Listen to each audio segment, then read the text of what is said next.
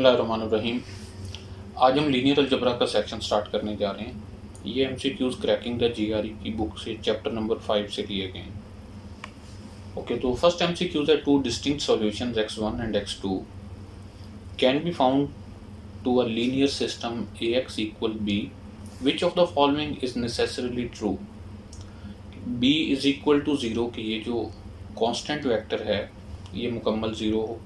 Second ये है कि a is invertible, a has more columns than rows, x1 is equal to minus x2 कि जो दो सॉल्यूशन है एक दूसरे का नेगेटिव है। और ऑप्शन ई है there exist a solution x such that x is not equal to x1 and x is not equal to x2। बताया ये गया कि दो सॉल्यूशंस ऑलरेडी हमें पता है, एक x1 और एक x2 किसी एक सिस्टम ऑफ इक्वेशन के। इनमें से पॉसिबल ऑप्शन ढूंढना है कि कौन सा है।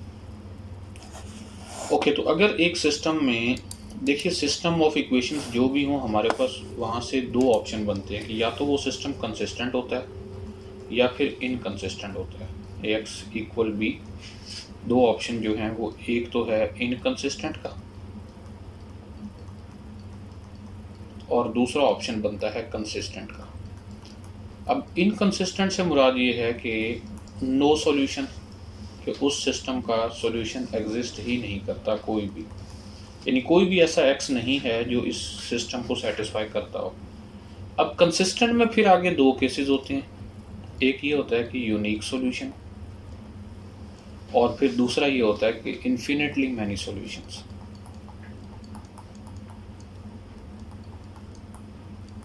यानी अगर एक सिस्टम कंसिस्टेंट है तो उसका या तो सॉल्यूशन कोई एक होगा या फिर अगर एक से ज़्यादा हो तो फिर इन्फिनिटली मैनी होंगे।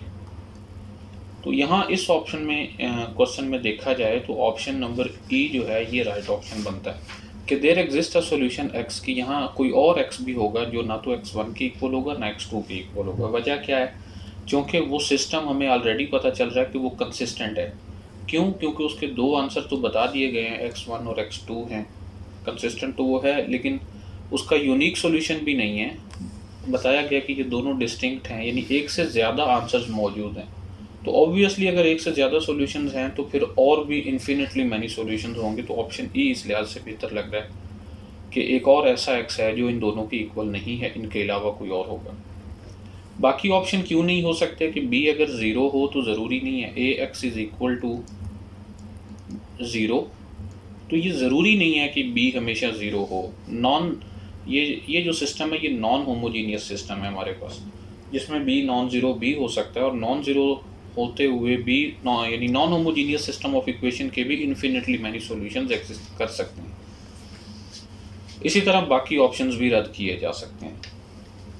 Okay, next number 2, the solution of the system A X plus A Y minus G equal 1 and this is X Y G equal A B A कि इस सिस्टम ऑफ इक्वेशन का एक solution बता दिया गया है, वो ये है। यानी x को हम a पुट करें, y को b पुट करें और z को फिर से a पुट करें तो ये जो सिस्टम ऑफ इक्वेशन दिया गया ये सेटिस्फाई होता है। क्वेश्चन ये है कि if a is not an integer, कि इनमें से जो a अगर ये इंटीजर ना हो तो फिर a प्लस b की न्यूमेरिकल वैल्यू क्या होगी इनमें से, कि यहाँ से a और b अगर हम फाइंड कर लें, उनका सम कर लें तो हमें यहाँ से कोई एक नंबर मिलना चाहिए। अब हमें चूँकि बताया गया कि ये जो ए बी ए हैं ये इस सिस्टम ऑफ इक्वेशन को सेटिस्फाई करते हैं, इट मीन हर x को a, y को b और z को a पुट कर देने से भी ये सिस्टम सेटिस्फाई होता है। तो हम इसे क्या लिखेंगे, a और x को फिर a लिखने से ये बन जाएगा a स्क्वायर प्लस a और y को b पुट करेंगे माइनस z जो कि a है that is equal to 1। Similarly second equation में x को a, y को b और z को फिर से a पुट करने से ये u बन जाएगा is equal to -1। And similarly third में ये बन जाएगा a square minus b plus a square is equal to 1। Okay, तो अब इन तीनों को सॉल्व करते हुए हम a और b की वैल्यू फाइंड कर सकते हैं। ओके, तो इसी थर्ड इक्वेशन को देखा जाए तो हम यहाँ से लिख सकते हैं 2a square minus b is equal to 1, या फिर यूँ भी लिख सकते हैं b is equal to 2a square minus 1। इस b की वैल्यू हम पहली या दूसरी इक्वेशन में पुट कर सकते हैं, इसमें भी पुट कर सकते हैं और इसमें भी पुट कर सकते हैं। तो मैं इस इक्वेशन में पुट करने लगा हूँ। जब हम इसमें पुट करेंगे b को a स्क्वायर, तो ये इक्वेशन कुछ यूँ बन जाएगी, a स्क्वायर प्लस a और b जो कि 2a स्क्वायर माइनस 1 है, minus a is equal to 1। Okay, so a square plus 2a cube minus a और minus 1 is equal to 0। So ये बन जाएगा 2a cube plus a square minus 2a minus 1 is equal to 0। तो first 2 में a square जो कि common है, तो हम इसे लिखेंगे 2a प्लस 1, फिर माइनस 1 कॉमन लेकर 2a plus 1 is equal to 0। तो फर्दर हम इसे लिख सकते हैं a square minus 1 into 2a plus 1 is equal to 0। तो यहाँ से जो a के आंसर निकलेंगे, एक तो होगा a square minus 1 equal 0 put करने से, और दूसरा 2a प्लस 1 इक्वल 0 पुट करने से। तो a का एक आंसर है यहाँ से 1 प्लस माइनस 1, सॉरी माइनस 1 भी हो सकता है, और यहाँ से a is equal to minus 1/2। तो a की 3 पॉसिबल वैल्यूज़ हो सकती हैं, लेकिन क्वेश्चन में हमें बताया गया कि a is not an integer, कि a को इंटीजर नहीं होना चाहिए। तो इट मीन ये वाला ऑप्शन तो ना रहा कि a ना तो 1 है ना ही माइनस 1 है। तो a की वैल्यू जो है वो होगी माइनस 1/2। अब चूँकि a हमें पता चल गया, b की वैल्यू फाइंड करने के लिए हम इसमें पुट करेंगे। So b will be equal to 2a square mean minus 1/2 square and minus 1. So this is equal to 2 into 1/4 minus 1, 2 2s are 4, तो ये 1/2 minus 1 is minus 1/2। ओके, तो a और b की वैल्यूज़ हमें मिल गई जो कि माइनस 1/2 और माइनस 1/2 हैं। So a plus b that will be equal to minus 1/2 minus 1/2, तो ये इक्वल होगा माइनस 1 के। तो ये हमारा राइट आंसर होगा। So option number B, this is right option. Okay, next number 3 है कि let A B and C be real 2x2 matrices, कि ये 2x2 के मैट्रिसेस हैं जिनमें 2 रोज और 2 कॉलम्स हैं और एंट्रीज भी रियल नंबर्स हैं, and let 0 denote the 2x2 0 matrix. Okay, which of the following statements is और ट्रू, कि इनमें से कौन कौन से ऑप्शन जो हैं वो राइट हैं। नंबर 1 ये है कि a square equal 0 implies that a is equal to 0। ये इम्प्लाइज समझा जाए, ये भी इम्प्लाइज ही है और ये भी इम्प्लाइज ही है। ओके, तो नंबर 1 ये है कि अगर a स्क्वायर इक्वल 0 हो तो क्या मैट्रिसेस में ऐसा ज़रूरी है कि a 0 हो। नंबर्स में तो हम ये देखते हैं कि अगर किसी नंबर का स्क्वायर 0 हो तो वहाँ से ये इम्प्लाई होता है कि वो नंबर खुद 0 है, जबकि मैट्रिसेस में ऐसा होना ज़रूरी नहीं है। किसी नॉन ज़ीरो मैट्रिक्स का स्क्वायर भी 0 हो सकता है। फॉर एग्ज़ाम्पल अगर हम मैट्रिक्स ये लें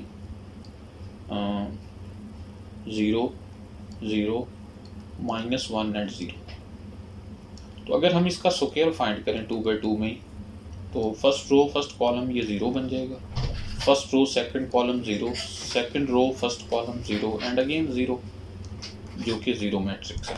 तो हमने ये देखा कि अगर मैट्रिक्स का स्क्वायर 0 हो तो यहाँ से ये ज़रूरी नहीं है कि मैट्रिक्स खुद भी 0 हो। तो पहला ऑप्शन तो राइट नहीं है। Okay, number 2, A B is equal to A C implies B is equal to सी।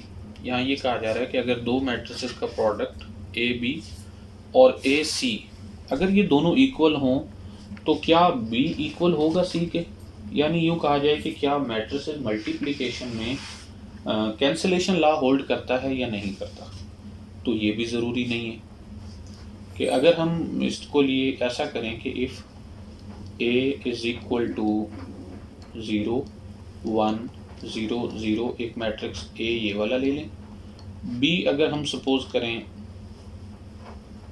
कि वो इक्वल है, से हम इसमें से सपोज कर लेते हैं कि वो ये है,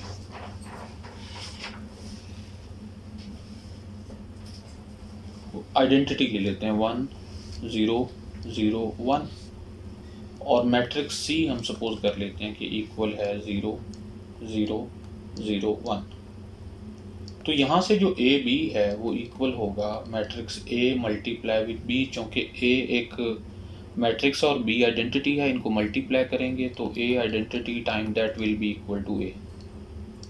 ओके, सिमिलरली ए सी जो कि इक्वल है ए को सी से मल्टीप्लाई करेंगे, first row first column will be 0, first row second column will be 1, second row first column 0 and 0। तो ये भी मैट्रिक्स ए के इक्वल है। तो हमने यहाँ से ये देखा कि ए बी इक्वल है ए सी के, लेकिन this does not imply B is equal to C, क्योंकि ऊपर जो दो मैट्रिसेस बी और सी दिए गए हैं वो नॉट इक्वल है। तो यहाँ से ये पता चला कि अगर दो मैट्रिसेस का प्रोडक्ट किसी दो और मैट्रिसेस उनमें जो एक सेम हो उनके प्रोडक्ट के इक्वल हो तो ज़रूरी नहीं होता कि उनमें से मैट्रिक्स ए को कैंसिल किया जा सके, यानी multiplicative cancellation law does not hold in matrices. Okay, तो ये ऑप्शन भी ठीक नहीं है। थर्ड में बात करते हैं कि if A is invertible and A is equal to A inverse, this implies A is identity और A is equal to minus identity. Numbers में तो ऐसा होता है कि अगर एक नंबर अपने इनवर्स के इक्वल हो तो वो सिर्फ या तो 1 है या फिर -1 है। ओके, तो क्या मैट्रिसेस में भी ऐसा ज़रूरी है? उसके लिए हम देखते हैं कि अगर मैट्रिक्स हम एक ले लें ए इक्वल 0 1 1 0, तो ये एक ऐसा मैट्रिक्स है जो कि इन्वर्टिबल है और इसका इन्वर्स इसके अपने इक्वल है। इसको वेरीफाई किया जा सकता है एक इन्वर्स फाइंड करते हुए। लेकिन ये एक ऐसा मैट्रिक्स है जो ना तो आइडेंटिटी है और ना ही ये नेगेटिव ऑफ आइडेंटिटी है, यानी यहाँ आइडेंटिटी और नेगेटिव आइडेंटिटी के अलावा भी ऐसे मैट्रिसेस पाए जाते हैं जो अपना इन्वर्स खुद होते हैं, सेल्फ इन्वर्स होते हैं। तो ये जो नंबर 3 है ये भी रॉन्ग है। तो इनमें से जो राइट ऑप्शन है वो ई बनता है कि नन ऑफ द अबव। मसलन पहले ऑप्शन में पूछा गया कि 1 ओनली राइट है, फिर 1 एंड 3, 2 एंड 3 एंड 3 ओनली, तो इनमें से कोई भी ट्रू नहीं है, इस वजह से हम ऑप्शन ई की बात करेंगे। Okay, next number 4, if 1 1 0 1 power n minus 1 0 0 1 power n is equal to 0 6 minus 6 or 0, then n is equal to for what? अब यहाँ हमें n की वैल्यू फाइंड करनी है कि इन दो मैट्रिसेस की पावर n लेकर इनको सब्ट्रैक्ट किया जाए तो ये बन जाए। देखिए, हम इस पहले मैट्रिक्स को ज़रा थोड़ा सा देखते हैं कि अगर n की वैल्यू 2 हो तो 0 1, बल्कि देखें पहले n की वैल्यू 1 है तो ये खुद है,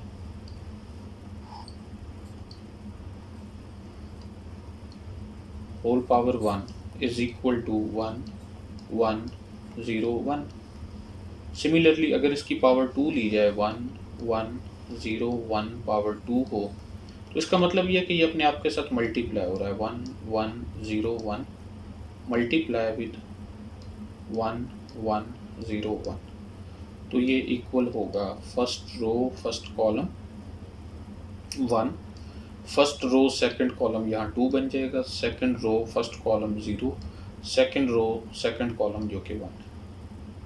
सिमिलरली यहाँ से देखा जा सकता है कि 1 1 0 1 whole power 3 that will be equal to 1 3 0 1। इसका मतलब ये है कि जितनी पावर बढ़ा रहे हैं ये वाला एलिमेंट बढ़ रहा है।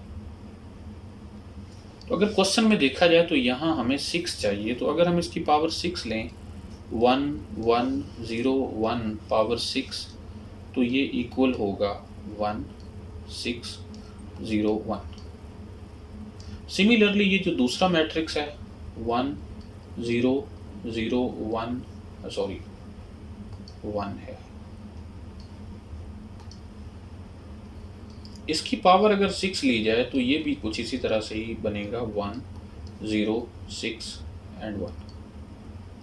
तो यहाँ से देखा जा सकता है कि जब हम इस मैट्रिक्स में से इस मैट्रिक्स को माइनस करेंगे तो राइट साइड बन जाएगी, यानी 1 1 0 1 पावर 6 माइनस 1 0 1 1 पावर 6। जो कि इक्वल होगा 1601 minus 1061. So this is equal to 06 minus 6 व 0. तो हमने ये देखा कि वो जो पावर है n इक्वल होना चाहिए 6 के, तो फिर ये इक्वेशन सेटिस्फाई होती है. So right option is D. Okay, तो number 5, if the matrices are inverses of each other what is the value of C. कि ये दो मैट्रिसेस हैं, ये दोनों एक दूसरे के इनवर्स हैं. इनवर्स से मुराद मल्टीप्लिकेटिव इनवर्स हैं.